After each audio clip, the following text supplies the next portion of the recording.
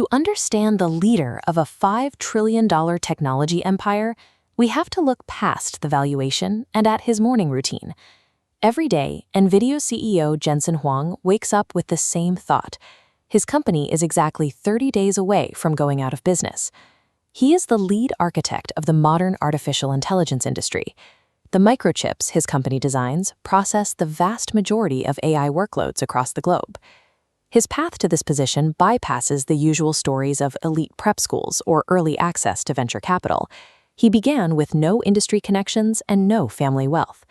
He credits his drive to a constant ingrained terror of failure rather than conventional ambition.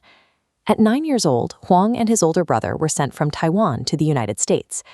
They were supposed to attend a prestigious boarding school, but a logistical error placed them at the Oneida Baptist Institute in Kentucky, a reform school for troubled youth. He was a child living among older teenagers with vibrant pasts. He recalls brushing his teeth every morning next to high schoolers who kept pocket knives in their boots. His mandatory daily chore was scrubbing the dormitory toilets. It was an unglamorous, repetitive task he performed for years without complaint. Adapting to a hostile environment far from his parents forced him to manage his emotions under severe stress. That early isolation built the internal grit required to withstand the corporate crises he would face later. After reuniting with his family in Oregon, Huang worked graveyard shifts at a local Denny's. He spent his high school and college years as a dishwasher, busboy, and waiter, working shifts that often required total focus under physical fatigue. The experience taught him how to execute menial tasks with absolute seriousness.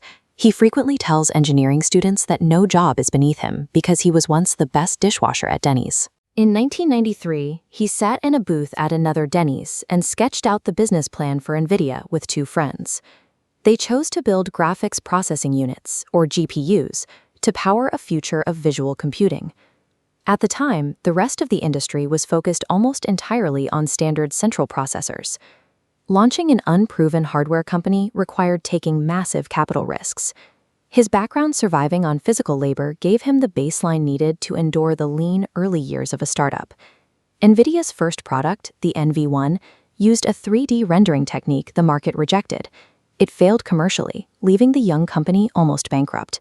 With cash running out, Huang flew to Japan to meet Shoichiro Irimajiri, the CEO of Sega. Sega's upcoming console depended on NVIDIA's technology, and the partnership was failing.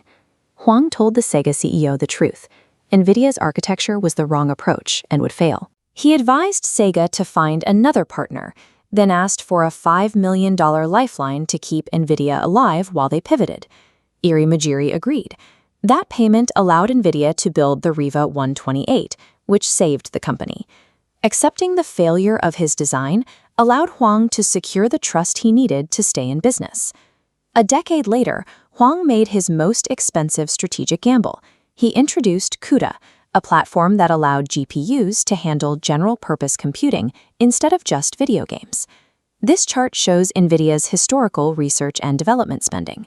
To make CUDA the industry standard, Huang mandated its hardware support in every single chip they sold. This required spending billions of dollars and dedicating significant silicon area to a feature with no guaranteed market. Investors were skeptical.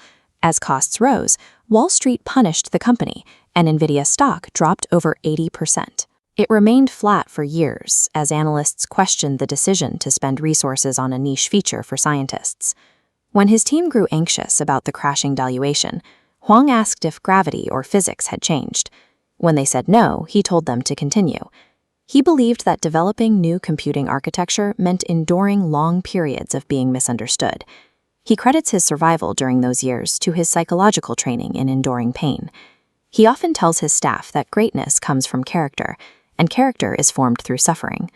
The sudden boom in artificial intelligence required massive parallel processing power.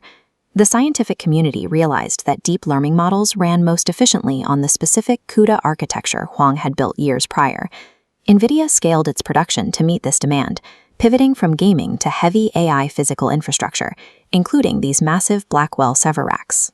Controlling the hardware backbone of the AI industry drove NVIDIA's valuation past tech giants like Microsoft and Apple.